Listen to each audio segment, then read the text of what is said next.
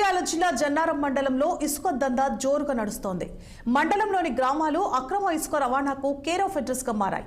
గోదావరి నది ప్రాంతాలైన రాంపూర్, బాదంపల్లి, ధర్మారం, కలమడుగు గ్రామాల్లో ఇసుక అక్రమ రవాణా యథేచ్ఛగా కొనసాగుతోంది. అక్రమార్కులు ఇసుకను తోడేస్తూ లక్షలు ఆర్జిస్తున్నారు. జన్నారం మండలం అటవీ ప్రాంతం కావడంతో వాగుల్లో గోదావరి నదిలో భారీగా ఇసుక చేరుతుంది. ఇదే అదునుగా భావించి ఇసుకాసురులు రెచ్చిపోతున్నారు. అధికారుల అండదండలతో ఇసుక దందా నిర్వహిస్తున్నారు. ఇసుకను తోడేస్తూ డంపులకు చేరవేస్తున్నారు.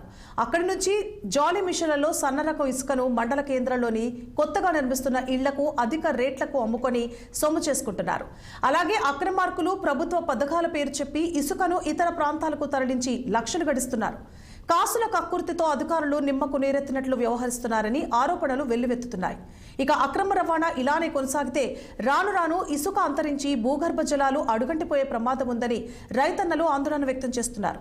ఇప్పటికైనా అధికారులు స్పందించి ఇసుక మాఫియాపై పూర్తి విచారణ చేపట్టి ఇకపై ప్రభుత్వమే టెండర్లు నిర్వహించి ప్రభుత్వ ఆదాయానికి గండిపడకుండా చూడాలని స్థానికులు కోరుతున్నారు.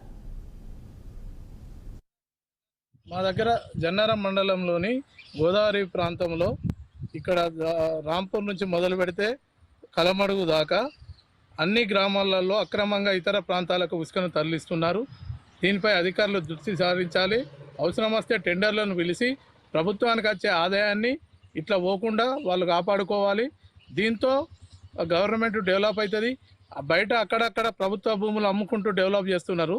అది బంద్ పెట్టి ఇక్కడ అక్రమంగా తరలిస్తున్న ఇసుకను అడ్డుకొని టెండర్లను పెట్టి ప్రభుత్వ ఆదాయానికి గండిపడకుండా కాపాడాలని జన్నారం మండల ప్రజలు కోరుకుంటున్నారు. జన్నారం మండలం సంబంధించి ఇసుక గురించి అందరికీ తెలియజేయండి ఏమంటే, ఇసుక అక్రమ రవాణా చేస్తే చట్టం ప్రకారం చర్య తీసుకోవడం జరుగుతూ ఉంటుంది. ఎవరైనప్పటికీ చట్టాన్ని ఉల్లంఘించడానికి వీల్లేదు. చట్ట ప్రకారం వాళ్ళు దాన్ని నిష్కరించుకోవడానికి ఏవైతే ఉన్నాయో దాని ప్రకారం చేయొచ్చు. కానీ అక్రమ ఇసుక ట్రాన్స్పోర్ట్ను చట్ట ప్రకారం అరికడతాం. నమస్కారం అండి. నేను కారం శ్రీనివాస్, నా పేరు. ఇంద్రపల్లి ఫారెస్ట్ రేంజ్ చేస్తాను. నేను అక్టోబర్ 14 ఇక్కడ జాయిన్ అయ్యాను. అప్పటి నుంచి ఇప్పటి వరకు నేను ఇసుక పైన స్పెషల్ యుద్ధం చేస్తున్నాను. ఇక్కడ ఇప్పటి వరకు నేను దగ్గర 6 లక్షల రూపాయలు గవర్నమెంట్ ఫీజులు వసూలు చేశాను.